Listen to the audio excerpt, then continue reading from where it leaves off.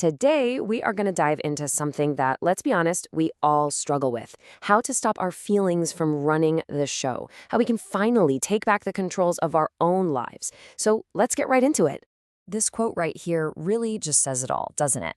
Our feelings are huge. They're a massive part of being human.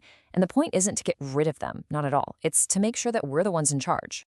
I mean, who hasn't been here? We've all done it. That split second of anger, that sudden wave of sadness, that moment you say or do something without even thinking, and then you spend the rest of the day just wishing for a do-over.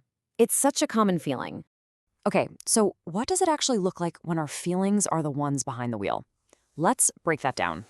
You know the drill. That stressful email pops up, a friend says something that just kind of stings, or you're stuck in traffic and going nowhere. And the reaction? It's instant. Bam. A jolt of stress, a pit of sadness, a flash of pure frustration. It really feels like it's completely out of our control. And this is the part that stinks. That automatic reaction, the snappy reply you give, the bad mood that follows you around, that tension in your shoulders, it's almost never the response we would have chosen if we just had a second to think. And it always leaves us with that awful feeling of regret. This whole automatic response thing, we can call it the autopilot reaction. It's like our default setting, and it kicks in way before our logical thinking brain even has a chance to say, hey, wait a minute.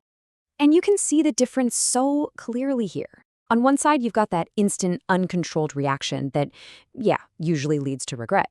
But on the other side, you have an intentional, deliberate response. And that leads to understanding. The goal is to get from column A to column B. So the big question is, how do we do that? How do we switch off the autopilot? Well, it all comes down to this one incredibly simple idea, the power of the pause. This is it. This is the absolute key to everything. Look, feelings are going to show up. You can't just decide to not feel frustrated or anxious. They're signals. But just because they knock on the door doesn't mean they get to decide what happens next. The real power isn't in stopping the feeling, it's in choosing your response. So here's the secret. No matter how quick it feels, there is a space, a tiny little gap in time between the moment you feel something and the moment you act. And that little space, that's everything. That's where your freedom lives. Our whole job is to find that space and make it just a little bit wider. And the best part? You don't need to go on a 10-day retreat to find it.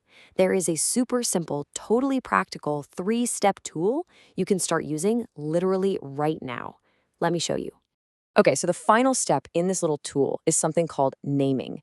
And this isn't some deep Freudian analysis, okay? It's just the simple act of putting a name to the feeling. Just thinking to yourself, oh, okay, this is frustration.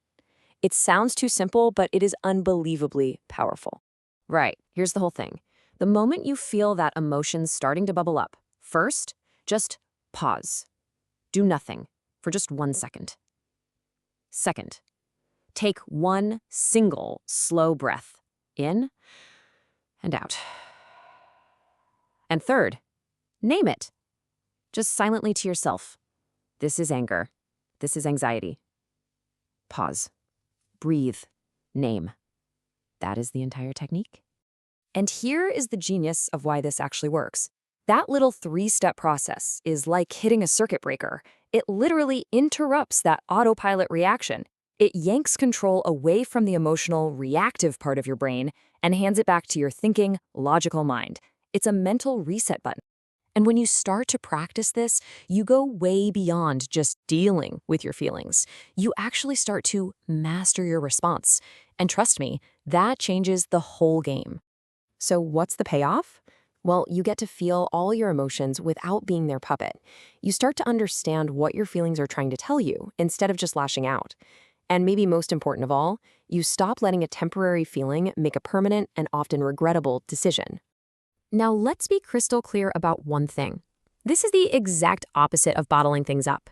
This is not about pretending you don't feel what you feel.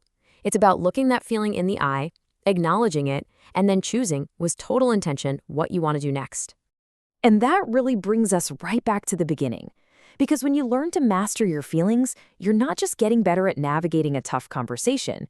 You are, quite literally, learning to master your life. The only question left is, what response are you going to choose?